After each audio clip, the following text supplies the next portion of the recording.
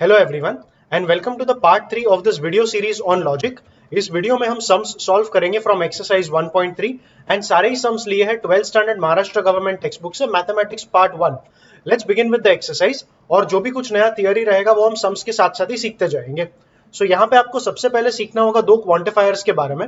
अगर ऐसा एक क्वांटिफायर आएगा तो इसे हम रीड करेंगे एज फॉर ऑल, और ऐसा अगर एक क्वांटिफायर आया इसे हम रीड करेंगे as there exists at least one.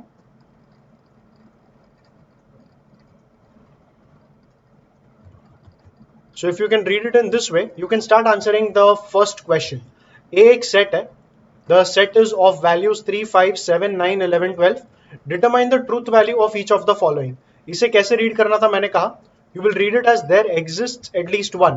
So there exists at least one x belonging to A such that x minus 8 is 1. अब x अगर 9 ले लेगा तो 9 minus 8 1 आएगा. मतलब एक ऐसा वैल्यू है इस सेट A में जिसके लिए ये कंडीशन फुलफिल होता है, तो ये वाला स्टेटमेंट आ जाएगा true. Try using this quantifier and read the statement. इस क्वांटिफायर का रीडिंग था for all. So for all x belonging to A x square plus x is an even number. अगर तू एक्स को इवन नंबर लेगा तो x square even x even add करेगा even number, sorry अगर x को odd number लेगा तो x square odd number x odd number plus odd number is again an even number. Basically तू कोई भी वैल्यू ले, मतलब एक्स का बेसिकली तो कोई भी वैल्यू ले सेट ए में से, वो या तो ऑड होगा या तो इवन होगा, तो एक्स स्क्वायर प्लस एक्स करेगा तो हमेशा इवन नंबर ही आएगा। So basically for all x belonging to A x square plus x is an even number. So ये तेरा ट्रू आ गया। Once again there exists at least one, इसका ये रीडिंग था। So there exists at least one x belonging to A such that x square less than 0। X square कभी negative नहीं होता, एक्स स्क्वायर हमेशा पॉजिटिव ही आएगा। सो ये तेरा स्टेटमेंट आ जाएगा false. For all x belonging to A x is an even number. सारे एक्स जो है belonging to A they are not even numbers. A में काफी सारे ऑड नंबर्स भी है। So for all x belonging to A x is not an even number, ये तेरा फॉल्स आएगा। There exists at least one x belonging to A, मतलब minimum एक वैल्यू एक्स का ऐसा है ए सेट में such that 3x plus 8 is greater than 40। X को अगर मैं 12 डाल दूं तो 12 into 3 36 plus 8 44 which is greater than 40। सो एक तो ऐसा वैल्यू है मिनिमम जिसके लिए ये कंडीशन मीट होता है, तो ये तेरा स्टेटमेंट आ जाएगा true. And finally for all x belonging to 8 2x plus 9 greater than 14। अगर एक्स को मैं 3 ले लूं तो 6 प्लस 9 आ जाएगा 15 which is greater than 14। In fact अब सारे नंबर्स डाल के देख, तेरा जो एडिशन आएगा वो 15 से बड़ा ही आएगा। 15 से बड़ा मतलब 14 से बड़ा ही होगा। So yes, 2x plus 9 greater than 14 for all values of x that belong to A, or for all values of x or for all values which are included in the set A. So yes, for all x belonging to A ये condition meet होगा। So ये statement आ जाएगा true. So this is something about the quantifiers. In quantifiers को read कैसे करना वो ध्यान में रखना। And yes, you took a sum based on these quantifiers. Take sum number 2. Write the dual of each of the following. Dual लिखने का basic rule होता है एंड को और में कन्वर्ट करने का, और को एंड में कन्वर्ट करने का, ट्रू का फॉल्स करने का, फॉल्स का ट्रू करने का, और नेगेशन जो है उसको टच नहीं करने का। नेगेशन रहेगा तो नेगेशन को एज इट इज रहने दे, बाकी ये चेंजेस करने का। तो चेंजेस करने के बाद जो स्टेटमेंट आएगा उसे कहेंगे ड्यूअल। मतलब इस स्टेटमेंट का ड्यूअल लिखना है, तो इसका जो ड्यूअल आएगा that will be P and Q और are. That is the concept of dual. Similarly, second का dual लिख ले. So if I write the second one, the dual of this will be P or Q or R. Bracket को touch नहीं करने का, negation को touch नहीं करने का। थर्ड ले ला, इसका dual लिख। So इसका dual आएगा P and Q और R and S. Similarly, fourth का dual ले ला। फोर्थ ले लेगा P and नेगेशन Q, तो ये बन जाएगा P और नेगेशन Q। नोटिस कर मैंने नेगेशन को टच नहीं किया क्योंकि वही था ड्यूअल का रूल। ड्यूअल का रूल वंस अगेन एंड का और का एंड, ट्रू का फॉल्स, फॉल्स का ट्रू, और नेगेशन को टच नहीं करने का। फिफ्थ ले ले, इस केस में आ जाएगा नेगेशन P एंड Q, ये बन जाएगा और नेगेशन R और S। सिक्स्थ ले ला, सिक्स्थ वाला आ जाएगा नेगेशन P और ये बन जाएगा नेगेशन Q एंड का करने का, और ये बन जाएगा P एंड Q, और ये बन जाएगा और नेगेशन R। दैट इज तेरा सिक्स्थ का ड्यूअल। अब सेवेंथ ले ले, सेवेंथ ले लेगा यहां पर है, so you will have negation of P and Q, वो स्क्वायर ब्रैकेट था उसको भी टच नहीं करने का, तो ये बंद होगा, एंड का और ये बन जाएगा P एंड नेगेशन टच नहीं करने का, और ये बन जाएगा Q और negation S. Take the next one, that is some number 8. यहाँ पे C मतलब कॉन्ट्राडिक्शन. मैंने कहा था रूल के टाइम ट्रू का फॉल्स, फॉल्स का ट्रू. तो जब कॉन्ट्राडिक्शन है, कॉन्ट्राडिक्शन मतलब फॉल्स, कॉन्ट्राडिक्शन का ऑपोजिट आएगा टोटोलॉजी, और टोटोलॉजी रिप्रेजेंट होगा with the alphabet small t like they have done over here. तो इसका ड्यूअल लिखेगा तो ये बनेगा ट्रू, और दिस विल बी P और ब्रैकेट में आ जाएगा Q एंड R, एंड जो ब्रैकेट उन्होंने बंद किया वो तू भी बंद कर दे.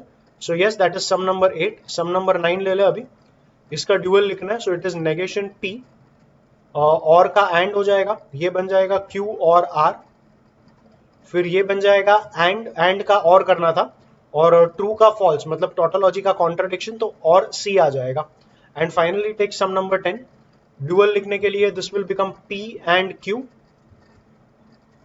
और C मतलब this will become and T. So yes, that's about writing duals of a statement, and with that you can take the next question. Write negations of the following. अब negations लिखने के लिए तुम्हें कुछ negation के rules पढ़ने पड़ेंगे. The first statement is of the type P और Q. negation का पहला रूल है कि अगर मुझे लिखना है negation of P and Q, तो negation को तू as it is open करेगा, और जो middle का साइन है वो चेंज होगा. So negation of P and Q is negation P और negation Q, and negation of अगर मैंने कह दिया P और Q, तो ये बन जाएगा negation P and negation Q because the sign changes. These rules are called De Morgan's law. Every time you use it you have to give a reason in bracket De Morgan's law. Video में solve करते time मैं लिखूंगा नहीं, but जब भी आप board exams लिखेंगे तभी आपको ये डी मॉर्गन्स लॉ ब्रैकेट में लिखना होगा. Once again, for writing pattern, you can refer the solved examples, and in the video we will focus more on the concept. So yes, compound statement का negation लिखने का ये कुछ rules है. तो तू आ जा यहाँ पे and first वाले का negation लिख. It's P और Q, तो negation आएगा negation P, which is x plus 8 less than equal to 11, and इसका negation जो कि आएगा y minus 3 not equal to 6, because like I said P और Q का negation आएगा negation P and negation Q, because the operator will also change when you open the bracket. Similarly, second ले ला, 11 less than 15 and 25 less than 20. ये P ये Q बीच में and, और अगर negation लेगा तो middle का word change हो जाएगा and का और कर देने का. इसका negation ले ले, so 11 greater than equal to 15, और इसका negation ले ले 25 less than equal to 20.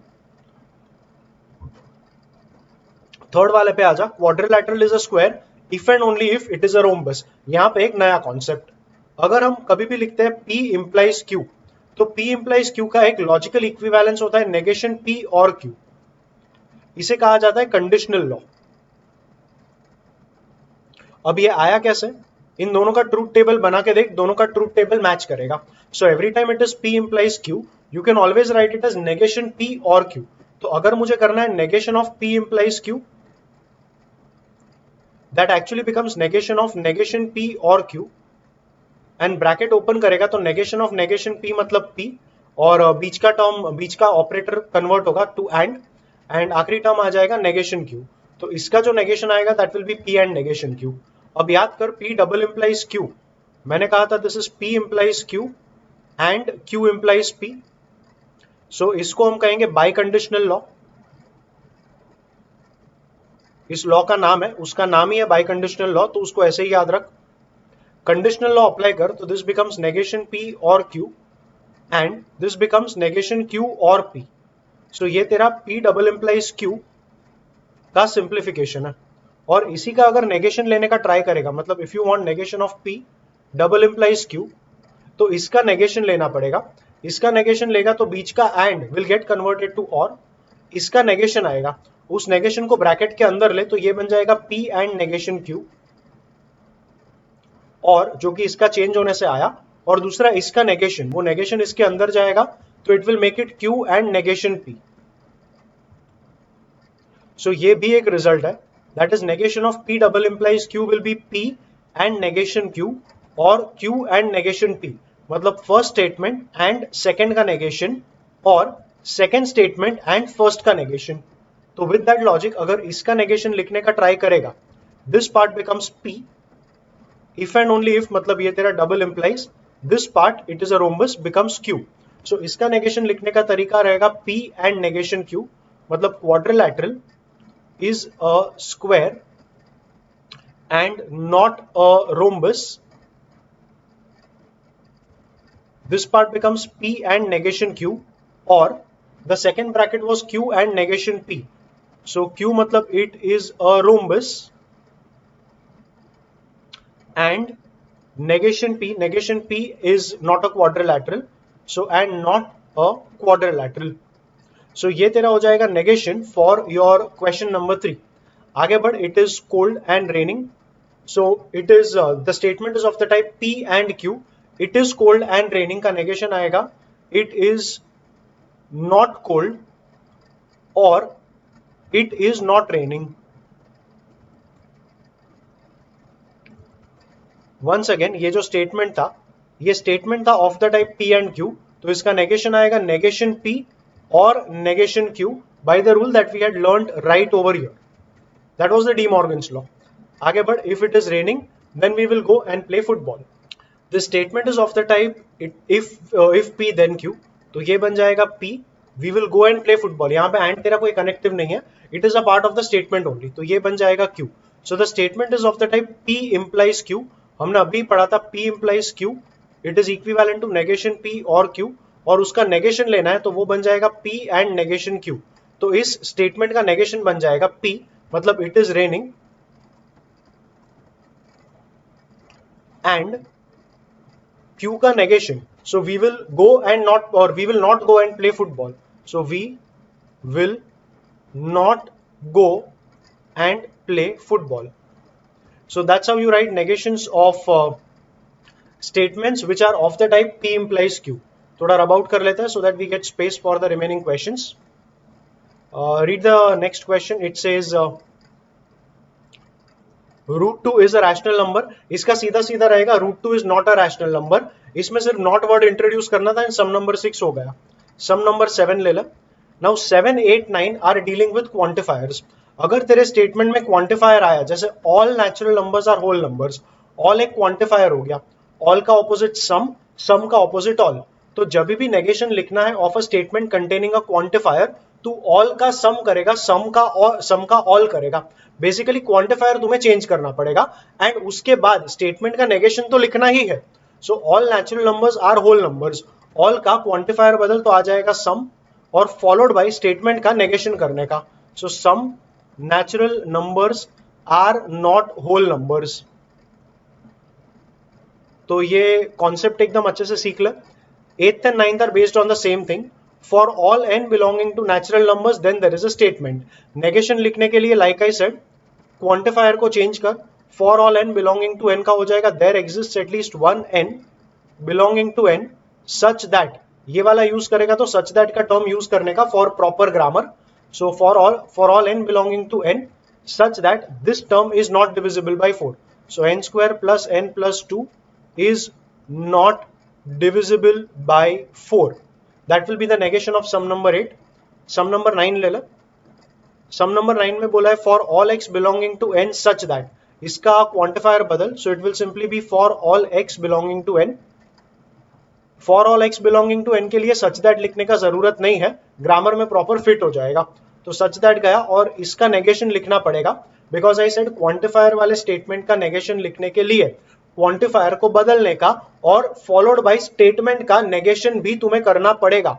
सो इसका नेगेशन भी कर साथ में. ये बन जाएगा x minus 17 greater than equal to 20. Yes, that's it with writing the negations of the following compound statements. And take main question number 4, that is the last question in this exercise. अगर P implies Q मेरा given implication है, तो converse का meaning होता है Q implies P. Basically statements को आपस में फ्लिप कर दे. इनवर्स का मीनिंग होता है negation P implies negation Q. And contrapositive का मीनिंग होता है negation Q implies negation P. तो इन कॉन्वर्स, इनवर्स, कॉन्ट्रापॉजिटिव का वैल्यूज लिखना होगा फॉर द गिवन क्वेश्चंस. हर एक के लिए मैं एक एक का वैल्यू लिख लूंगा and you will get to know how these things are written. एक और चीज हम कुछ लिखना स्टार्ट करें उसके पहले, contrapositive and given implication will have the same meaning. इसका स्टेटमेंट बना के देख, you will realise why. Statement बनाना नहीं है तो ट्रूथ टेबल बना ले, ट्रूथ टेबल बनाएगा तो इनका जो वैल्यूज रहेगा वो मैच करेगा। Basically given implication has the same meaning as contrapositive, which actually means अगर ये गिवन इम्प्लीकेशन है तो ये उसका कॉन्ट्रा पॉजिटिव होगा। तो for a given implication converse and inverse will have the same meaning, but then inverse and contrapositive का meaning अलग हो जाएगा। Inverse, converse and contrapositive एक टाइप का स्टेटमेंट है, बट मीनिंग के बारे में बात करें तो इसका और इसका मीनिंग सेम होगा, वेराज इसका और इसका मीनिंग आपस में सेम होगा। So let's go ahead, take the first one. ये तेरा पहला सम है, इसके लिए कॉन्वर्स लिख। तो पहले वाले का कॉन्वर्स आएगा इफ क्यू मतलब if x square less than y square, then P मतलब एक्स लेस देन वाई। बाकी इनवर्स एंड कॉन्ट्रा पॉजिटिव तू लिख लेना। सेकंड वाले का हम इनवर्स लिखेंगे। सेकंड वाले का inverse, a family becomes literate if the woman in it is literate. याद कर, पी इंप्लाइज क्यू का एक तरीका रीडिंग का was q if p. If p implies q is read as q if p, then this part becomes p and this part becomes q. तो इसको लेके काफी अलर्ट रहना। This is p, this is q, and the given implication is still p implies q only because you are reading it as q if p. अब p implies q का हमें लिखना है इनवर्स। इनवर्स रहेगा negation p implies negation q, तो inverse आ जाएगा if the woman is not literate, then negation q is a family becomes not literate. Then a family becomes not, or the family does not become literate. The family or a family does not become literate. Literate का opposite करके illiterate मत लिखना, because illiterate लिखना negation के rules के हिसाब से गलत है। आपको नेगेशन मतलब नॉट वर्ड इंट्रोड्यूस करना है, और ये पार्ट हमने पिछले वीडियोस में भी डिस्कस किया था। So be aware about that point and take some number 3। अब पहले का कॉन्वर्स लिखा, दूसरे का इनवर्स लिखा, तीसरे का कॉन्ट्रा पॉजिटिव लिखेंगे। एक्चुअली हमें तीनों ही लिखना है, बट लाइक आई सेड मैं हर एक का एक एक लिख लूंगा एंड बाकी का आप सिमिलर वे में लिख पाओगे। So go ahead, if surface area decreases, ये तेरा पी हो गया, देन प्रेशर इंक्रीजेस, ये तेरा क्यू आ गया। So if I need to write the contrapositive, it is going to be negation P. मतलब if pressure does not increase, then negation P, surface area does not decrease. Surface area does not decrease. And yes, that's how you write contrapositive for sum number 3. Sum number 4 का मैं तीनों ही आपको बता दूंगा। I am not writing them, but I will verbally tell you all the answers. So if voltage increases, ये आ जाएगा P, then current decreases, ये आ जाएगा Q. तो P implies Q given implication. Converse बनेगा if current decreases, then voltage increases. Inverse बन जाएगा if voltage does not increase, then current does not decrease. And contrapositive बनेगा if current does not decrease, then voltage does not increase. And yes, that's it. This is where I am done with covering everything I wanted to cover in this video. Thank you for watching.